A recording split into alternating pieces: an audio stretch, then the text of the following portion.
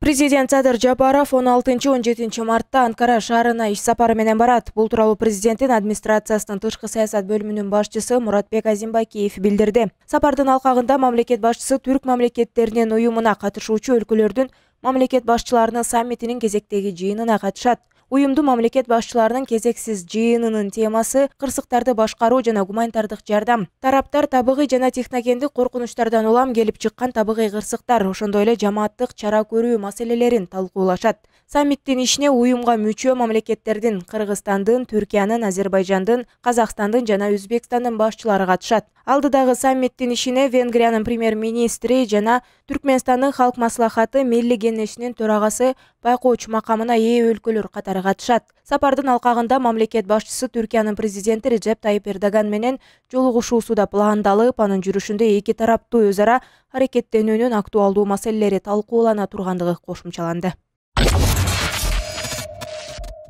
Парламентте депутат Жаныбек Абировдун мушташкан окуясын иликтөө үчүн депутаттык комиссия түзүлдү. Анын жыйынтыгы менен кесиптешин кылмыш жоопкерчилигине тартуу боюнча башкы прокурордун сунушуна макулдук берүү же четке кагуу корутундусун чыгарат. Азыр комитет чогулдук. Чогулуп ушундай чечимге келип атабыз. Жаныбек Абиров боюнча депутаттык комиссия түзүү боюнча. Ошон үчүн сиздерден суранам, ар бир фракциядан, депутаттык топтордон өзүңөрдүн кандидатураңарды берсеңиздер. Рахмат. Анан дагы бир айта турган нерсе, биздин комитетибизде Нурбек Өмүрбекович комиссия түзбөй эле коюш керек деген дагы бир мындай ою бар. Бирок көпчүлүк добуш менен комиссия түзүү боюнча добуш өттү. Комиссиянын курамына 9 депутат кирди. Алардын бири Жусупбек Коргунбаев уулу жабырлануучу Жаныбек Абировду кечиргенин айтты. Мен бүгүн уктум, алар встречный заявление берип, Жаныбек Абиров менен жарашыптыр. Мен жарашкан нерсени кайра козгоп, жанакындай кылсын деле, мен оюмча өтө эле кажети жок. Бирок коомчулукка жанакы көрүнүш, туура эмес көрүнүш деп айтам мен. Эл өкүлүнүн мушташка аралашканы коомчулук тарабынан сындалып, кыргыз аткаминерлердин кесиптик этиканы сактоо маселесин козгоду. Мамлекеттик кызматкерлердин жана муниципалдык кызматкерлердин деген этикасы бар. Мамлекеттик кызматкерлерде жогорку кеңештин депутаттарынын кодекси дагы бар, 2008-жылы кабыл алынган. Мына жакын арада эле мына 3 мартта БДИПЧ ОБС менен как раз ошол кодекс этиканы мындай өзгөртүү, ошону толуктоо деген маселе дагы козголуп каралган да, депутаттар менен кошо. Ал эмес жергиликтүү кеңештердин депутаттарын мындай кодекси бар да, ал жакта ошо кандай өзүн алып жүрүш керек, шайлоочулар менен мамиле кандай кылыш, кандай түзүлүш керек деген мындай эрежелер жазылганда, анан ошолорду бузуп, өдөнө бузулуп кеткендер бул албетте коомдо ушундай наразычылыктарды жаратат. И бул наразычылык жеке тиги бул кызматкер же тиги бул депутатка эмес, ал жалпысынан ошо мамлекеттик органга дагы, ошонун авторитетине дагы таасир эте турган окуялар деп карасак жаңышпайбыз. Эске салсак, 12 мартта атайын чакыруу менен Золотой дракон кафесиндеги абалды көзөмөлдөө үчүн келген коргоо агенттигинин 1997-жылы туулган кызматкери жогорку кеңештин депутаты Жаныбек Абиров баштаган адамдар тарабынан сабалган. Мыйзамга ылайык депутатка кылмыш ишин козгоо, аны жоопко тартуу үчүн жогорку кеңештин макулдугу суралат. Ага байланыштуу башкы прокуратура кылмыш жаза кодексинин 280-беренесинин 2-бөлүмүнүн 1-4 пункттарынын негизинде жоопко тартуу сунуштамасын кечээ парламентке киргизген.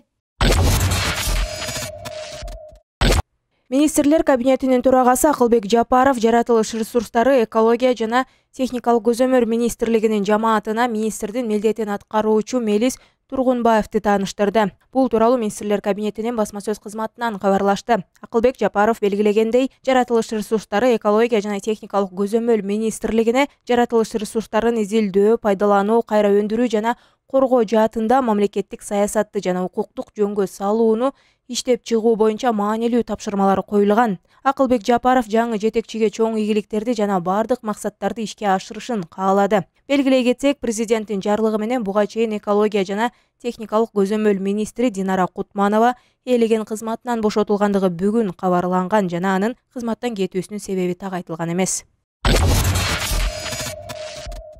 Билим берүү министрлигинин системасына киргизилген электрондук күндөлүк программасынын негиздөөчүсү кармалды. Бул тууралуу Улуттук коопсуздук боюнча мамлекеттик комитеттин басма сөз кызматынан кабарлашты. Маалымат калайык 13 мартта окуучулардын жетишкендиктерин көзөмөлдөөчү программанын негиздөөчүсү өзгөчө ири өлчөмдө салык төлөмдөрүн жашыруу жана алдамчылык фактысы боюнча кармалып, УКМКнын тергөө абагынын убактылуу кармоочу жайына киргизилди. Бул программалык камсыздоонун башкы директору жана негиздөөчүсү материалдык жактан баюу максатында кызмат адамдары менен алдын ала сүйлөшүп алуу менен кош бухгалтерияны колдонуп, алынган кирешелер тууралуу жалган маалыматтарды берүү менен салыктарды төлөөдөн качкандыгы. Натыйжада мамлекеттик бюджетке жылына 19 миллион сомдон ашык салык төлөмдөрү түшпөй калганы жана ошондой эле ишенимге кирип, биргелешкен иштин кирешесинен түшкөн дивидендтерди убада кылып, алдоо жолу менен тең уюштуруучулардын акча каражаттарынын өздөштүрүп алгандыгы аныкталды деп айтылат маалыматта. Учурда иликтөө иштери уланууда.